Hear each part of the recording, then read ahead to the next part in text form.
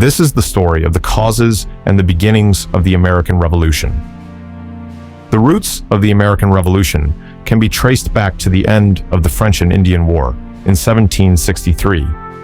This was a war fought between Britain and France, both vying for control over North America. It ended in a British victory, but the cost was huge. Britain's national debt had nearly doubled by the time the war ended. They had spent a lot defending their American colonies, and now someone had to pay.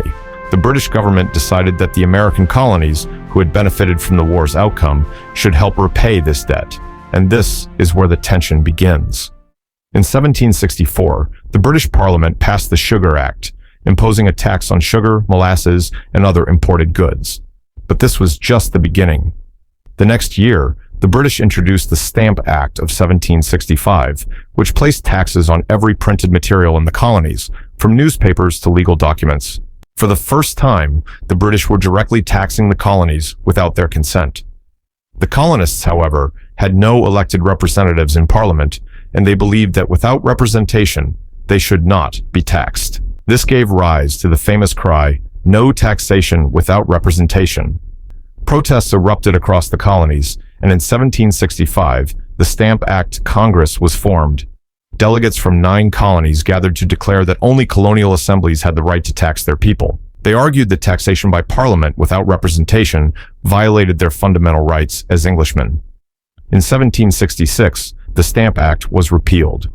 But the British were not ready to give up control so easily. They passed the Declaratory Act, reaffirming their authority to legislate for the colonies in all cases whatsoever. The message was clear: Britain would not tolerate rebellion. In 1767, Britain's chief treasurer, Charles Townshend, imposed a new set of taxes on the colonies, the Townshend Acts. These acts placed duties on essential goods like glass, paper, and tea. Once again, the colonies found themselves paying for goods without having any say in the matter. The boycotts intensified, and new groups, such as the Sons of Liberty, emerged. This group, which included leaders like Samuel Adams, were involved in both peaceful protests and violent acts of resistance to defy British control.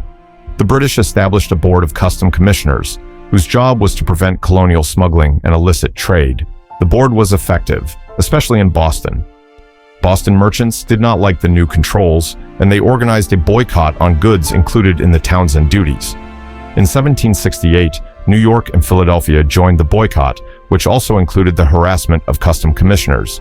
As a result, the British sent 4 regiments of troops in Boston to maintain order in the colony. Most of these troops took jobs while on fear off-duty hours, and as a result, would always clash with the working-class colonists.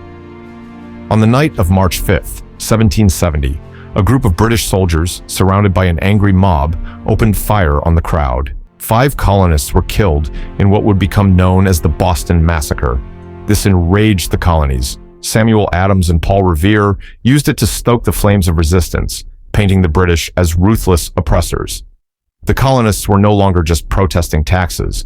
They were beginning to see the British as a threat to their liberty. After the Boston Massacre and the repeal of almost all the Townshend duties, there came a period of calm in the colonies. But this calm atmosphere will come to an end in 1773. In 1773, the British government made a fateful decision. They passed the Tea Act.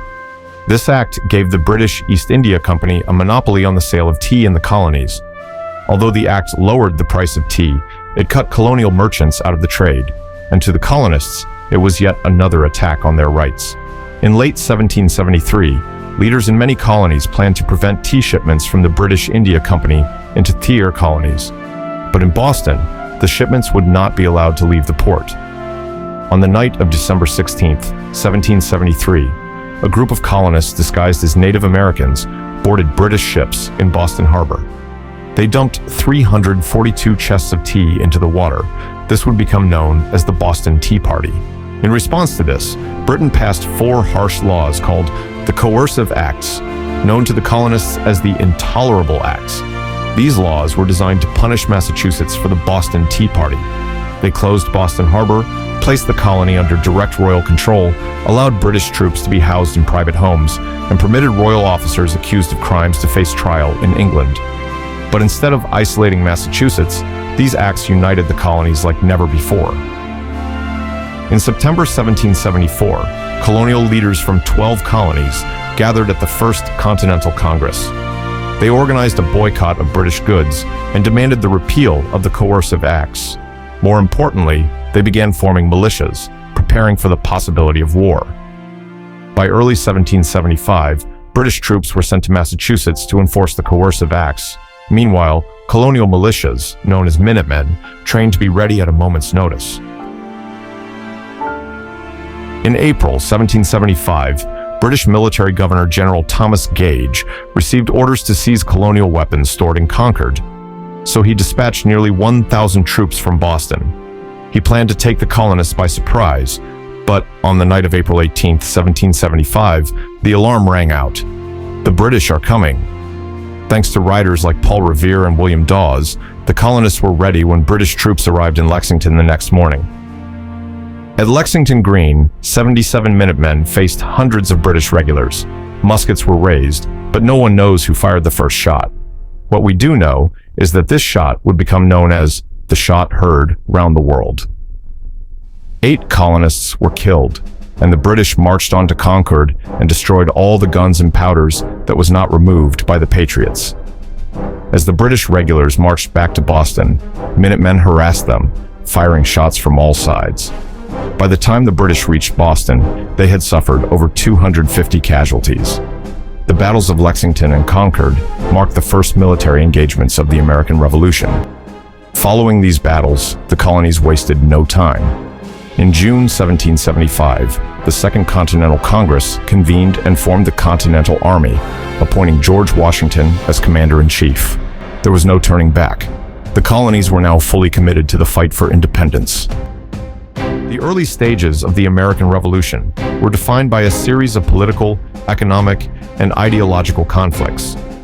What began as protests against unfair taxation had evolved into a full-scale war for independence. The colonies, once divided by distance and regional differences, were now united in their quest for freedom. Thank you for watching this video. Stay tuned as we explore the major battles and turning points in future episodes. The fight for independence is just getting started.